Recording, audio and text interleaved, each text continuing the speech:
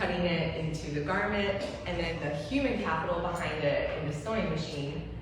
It's a tremendous amount of energy lost when we just throw that garment in the landfill.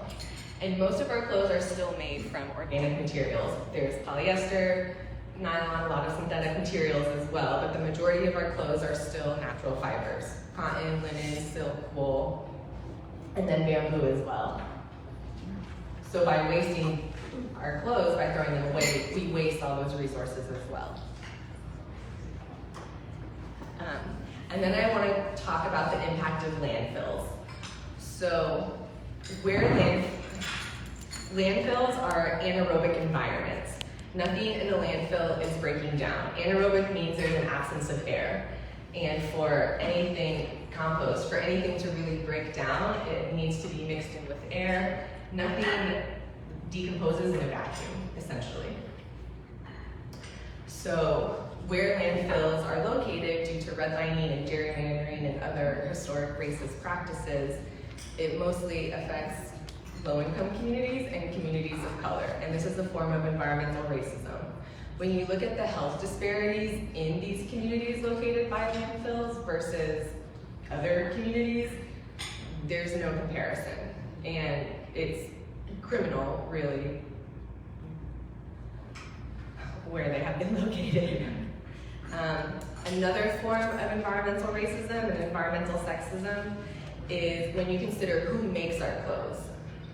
Mostly women of color. With the introduction of globalization, we have outsourced a lot of this labor for cheaper labor in countries like Bangladesh, Cambodia, India, and because the cost of living is cheaper, we're not really paying those garment workers a fair living wage.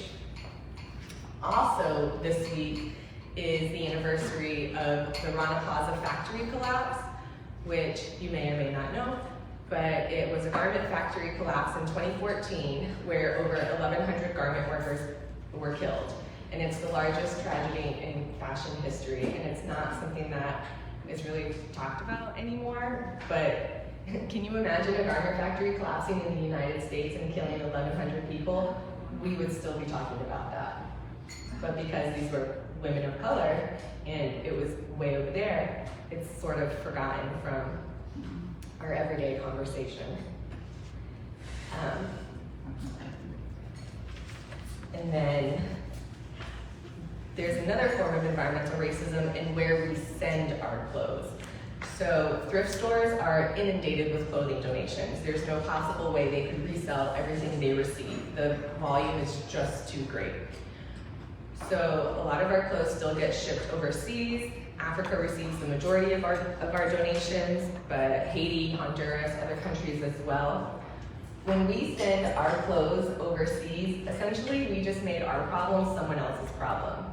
It chokes out those foreign local economies, because why would you go to the local tailor or the local dressmaker and get something when you can go to this open air market and get something from America for a fraction of the price? And not only does it hurt the tailor or the dressmaker, but the pattern maker, the fabric weaver, all the way down the supply chain to the cotton farmer. And that's also criminal. And then I wanted to talk about the role of soil. So this leads us to the final section of this talk, soil and compost.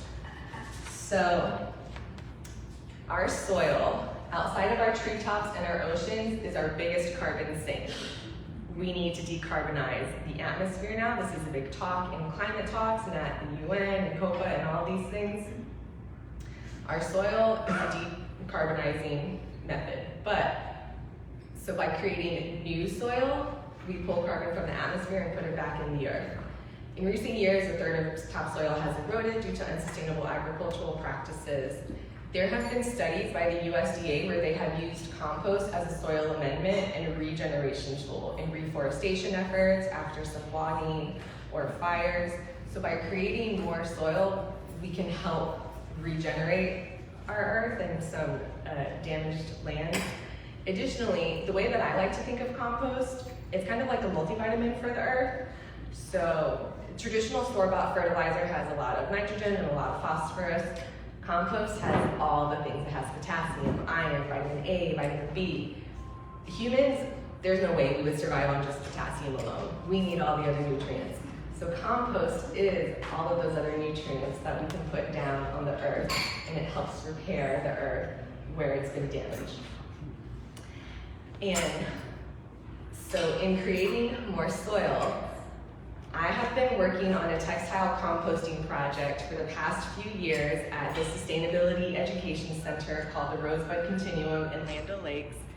And to date, we have composted over 100 pounds of clothing, and 350 pounds of food waste. We've created over 120 pounds of soil, and I brought something to show you, because we're not composting synthetic fibers, we're only composting natural fibers. So even if the garment is 100% cotton, the thread is not. So I have sifted out a whole bunch of perfect polyester chain stitches from the compost, which I'm happy to pass around and you can come and see them, because it's mostly polyester and nylon. So we composted 100 pounds of clothing.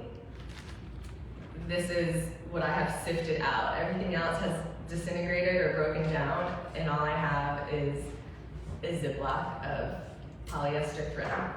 So it's been very promising so far, the Textile Composting Project. I've been working with some master's students at USF from the Patel College of Global Sustainability, which is also where I got my master's from. And I'm looking forward to continuing this work. And I'll open the floor for questions now.